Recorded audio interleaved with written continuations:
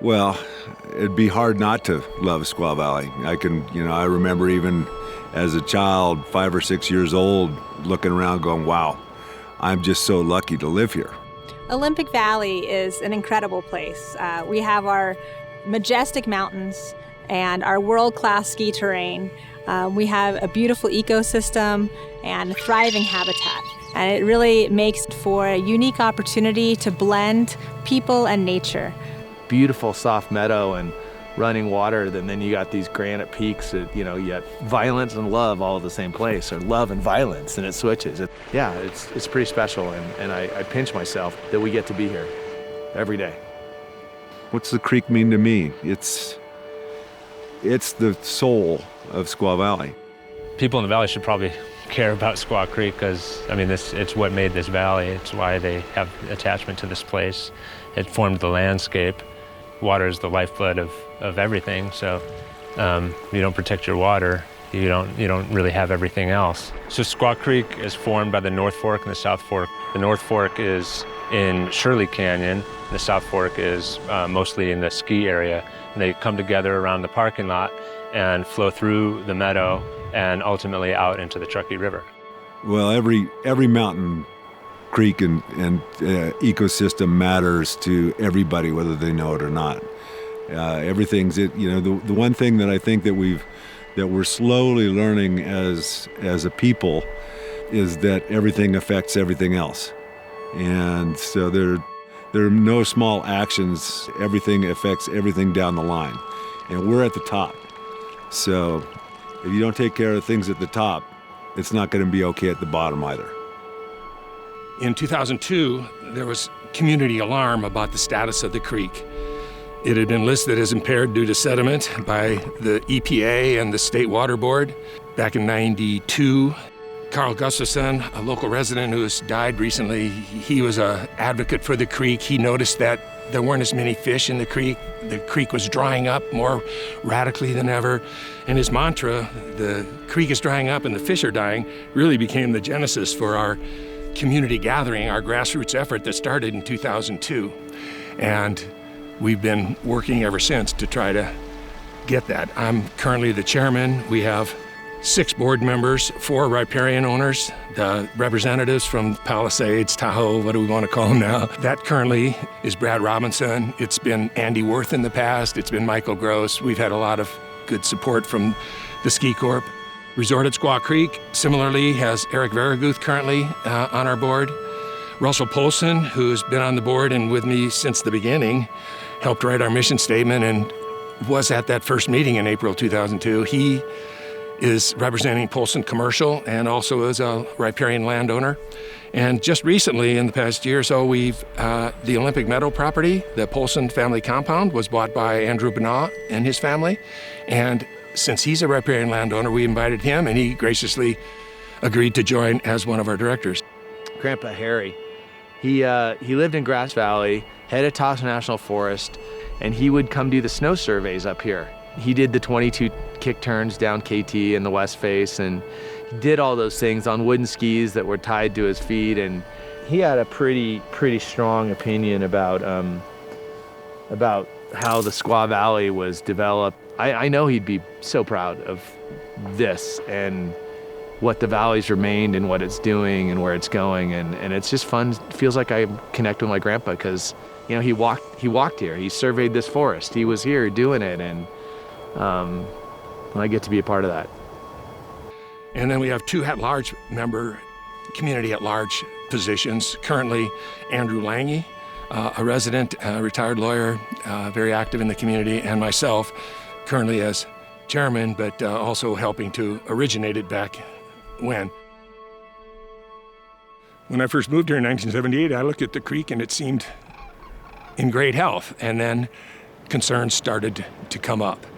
And those concerns not only were present-day issues, but the creek and the entire valley and watershed has a legacy of impacts.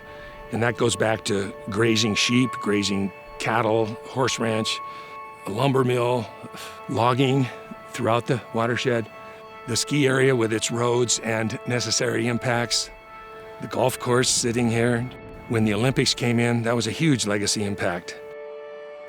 Most people identify Squaw Valley with the 1960 Olympics. The fact is, a lot of changes happened to Squaw Creek during that time. You had the trapezoidal channel that was built, you had ditching of the creek, and you had 6 feet of sawdust that was laid over this meadow that created the parking lot for the venue. Really, the creek has never rebounded since.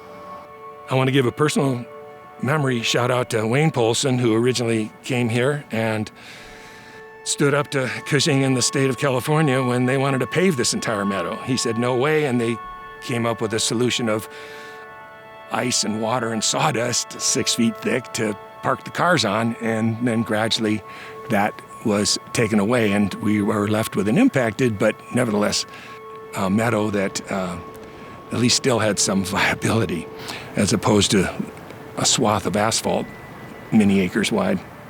So there's a variety of man-made influences over the past century that have basically put Squaw Creek in a ditch, right? And so what that means is you have a singular channel that's carrying all the energy that melts off the mountain every single spring and early summer.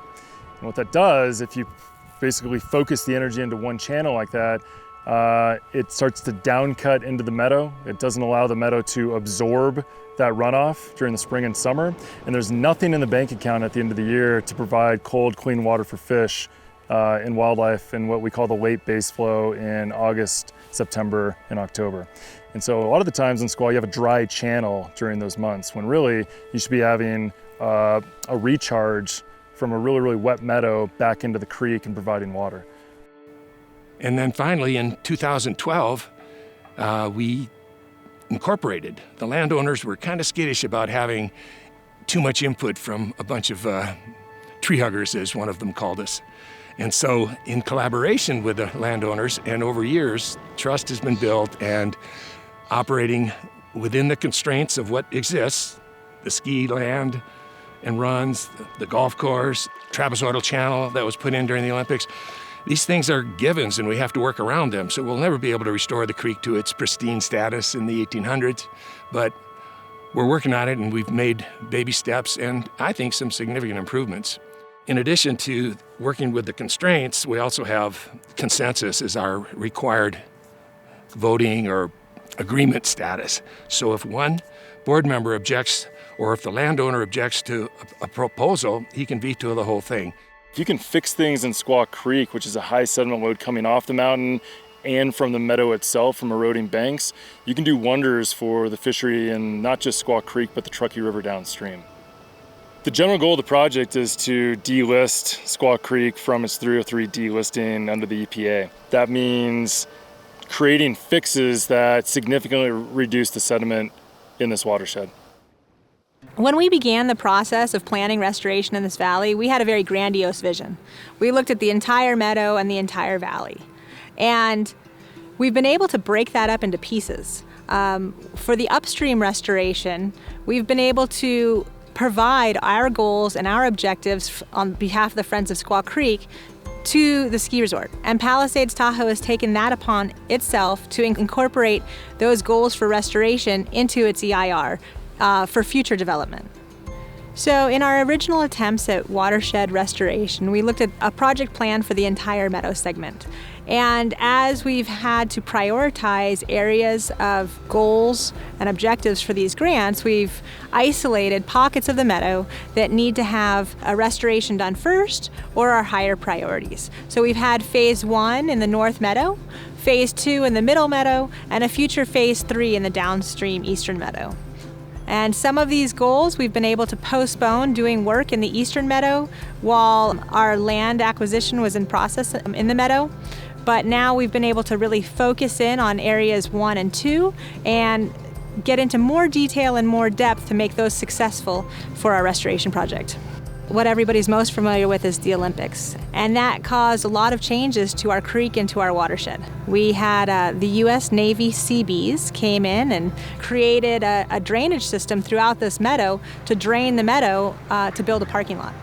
60 years later, we've been trying to restore that damage by blocking those ditches, creating natural vegetation to slow the water down and capture the sediment. When this golf course was constructed, the water was meant to flow straight into the creek and out the meadow. In 2018, we wanted to slow that process down and direct the water to stay in the meadow as long as possible and allow time for that water to infiltrate. A small tweak of building an earthen berm kept the water in the meadow as long as possible and enhanced a 2-acre wetland meadow to bring it back from a dry meadow to a wet meadow.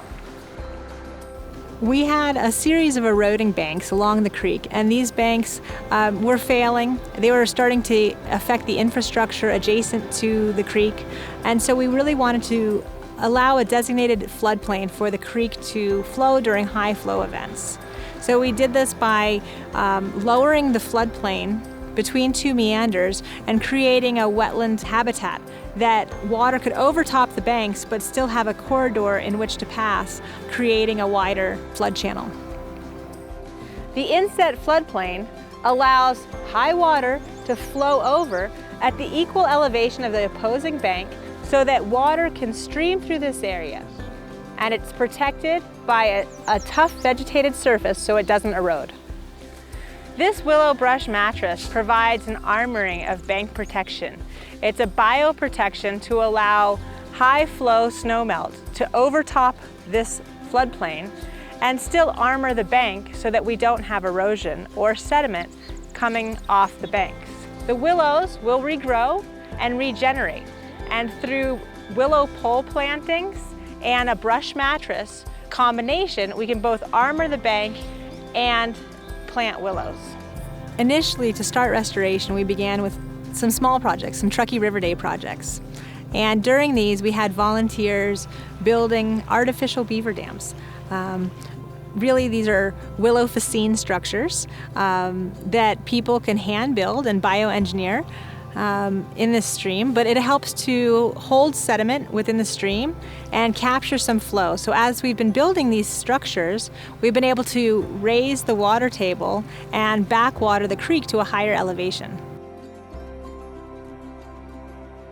The natural beavers have really adopted this and taken over, constructing dozens of dams throughout the creek and watershed system. Squaw Creek was so incised, water was just shooting down the valley. And these beavers moved in and slowed that process down. They've created a secondary channel to wet the floodplain. And during our restoration process, they've enabled a ponding and riffle sequence to occur naturally. Our geomorphology studies will show through longitudinal profiles the deposition of sediment in Squaw Creek. Over 3 years' time, we have accrued islands and pockets of sediment, allowing a natural migration of the creek. We've been able to keep water flowing in the middle meadow of Squaw Creek now for the duration of summer. And even on a year like this, which was a critical fire season and drought conditions, we were able to have water throughout the season and flowing through Squaw Creek to maintain its habitat. Interesting thing is, Squaw Creek and the meadow have been staying green damn near all summer. And back in the day, it would just be brittle dry as of mid-August or beginning of August sometimes. And now, all the way through basically into September, it stays lush and green, which is just really nice to see. The nice thing about the FOSC is when we organized initially, one of our biggest assets was that we decided early on that nothing would happen without full consensus. And so in order for anything to happen, everybody has to work together. And it's worked really well that way. There are times that people will leave the table frustrated because they want to do something and they can't. But at the same time, when we do things, it's the overall satisfaction of the group has been really positive. What I would call success for the Friends of Squaw Creek is, one, just the principle of collaboration that we've been able to achieve. The cooperation between the landowners and the agencies and the funding grantors and the community.